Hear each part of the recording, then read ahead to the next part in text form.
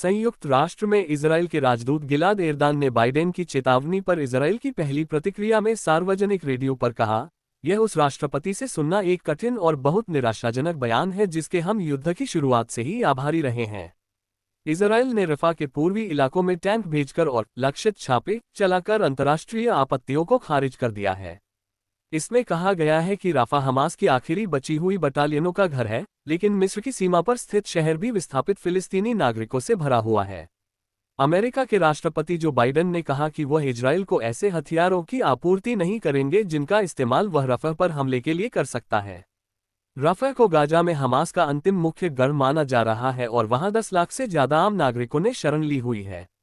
Biden ने CNN के साथ साक्षात्कार में कहा कि अमेरिका अब भी इजरायल की रक्षा के लिए प्रतिबद्ध है और उसे रॉकेट को बीच में ही मार गिराने वाली प्रणाली तथा अन्य रक्षात्मक हथियारों की आपूर्ति करेगा, लेकिन अगर इजरायल रफा में कार्रवाई करता है तो हम हथियारों और गोला बारूद की आपूर्ति नहीं करेंगे।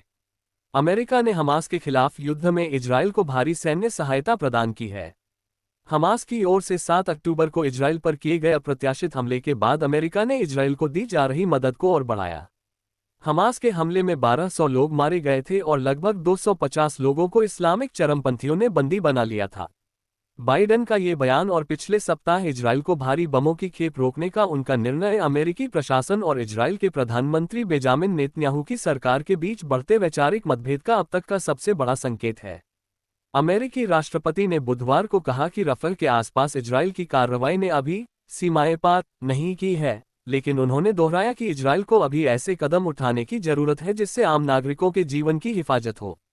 बाइडेन ने CNN से कहा, मैंने स्पष्ट कर दिया है कि अगर वे रफा में प्रवेश करते हैं तो मैं हथियारों की आपूर्ति नहीं करूंगा। हालांकि उन्होंने अभी रफा का रुख नहीं किया है। उन्होंने कहा, हम इजरायल की सुरक्षा से मुंह नहीं मोड़ रहे हैं, बस हम उन इलाकों में युद्ध में इजरायल का साथ नहीं देंगे।